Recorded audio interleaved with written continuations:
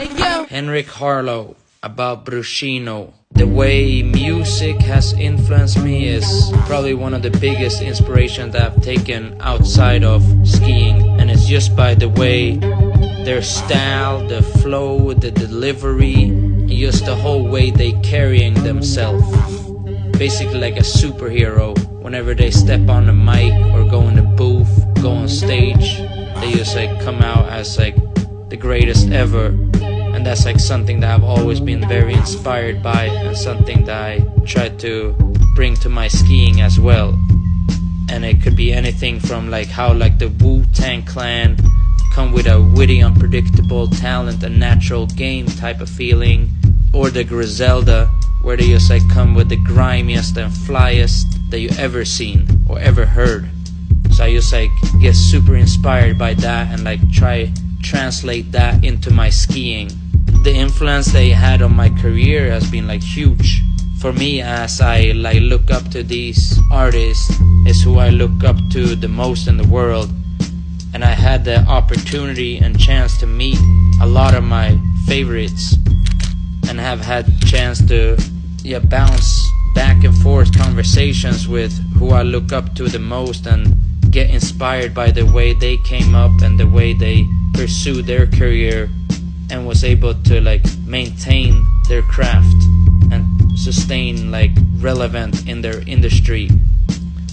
And basically, just to sum up about Brusino, Brusino is my latest ski movie. It's me and one of my favorite skier in the world, Noah Albaladejo, who is also one of my best friends. He's from Andorra, I'm from Sweden, and we got together to like create the illest street movie that we have put out yet. Basically spent the whole season in the street environment, skiing what maybe you aren't necessarily supposed to be skiing on. So a bunch of handrails going down stairs, ledges, walls, anything that we could put our mind and creativity to in the street environment. Cities from Buffalo, New York, Salt Lake City, Utah, Quebec City, Canada, to Pas La Casa in Andorra, Stockholm, Sweden. So basically no real mountains or like traditional type of skiing that you would see. Also made with the flyest soundtrack from Benny, Conway and Westside, all Griselda, BSF, drum work. It's one of my favorite pieces that I've ever put out yet, and I'm super happy with the way it turned out. I think it definitely like reflects on the type of style and influences that I've gathered over my career, and it's all put into a 9-minute and 45-second long video. It's gonna be released on Benny the Butcher's YouTube channel, which is a crazy opportunity for me and a crazy dream come true, to have one of my favorite artists ever put out my art, basically.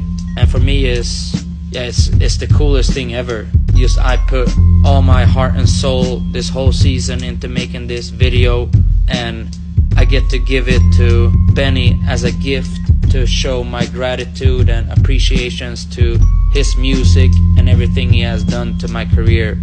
I ski pretty much always with music, either bumping in my headphones or got a speaker on the side just pumping me up, and it's crazy how much the hip-hop music has influenced me to become a better skier. It always gets me pumped up, get me in the zone, and just like brings out the best of me and my skiing. Brings out the style, the like whole delivery of my skiing, like make me want to ski that much better and like be the illest that you have ever seen. Yes sir, I am very thankful for this opportunity. Thank you very much. Have a good day. Peace. This is Dolo, aka Henrik Harlow. Talk to him. But man, I became familiar with him that year they did the trick at the X Games and named it Griselda, you know, and everybody was tagging me in it. I remember he tagged me in it. It was on TV, and that was a big deal for us. I mean, whether Henrik knows it or not, you know, that was a big deal for us, just to show the culture that Griselda is seeping into every corner of American history and just history, period. You know what I'm saying? And just, you know, just that Griselda is deeply embedded into the cloth of hip hop.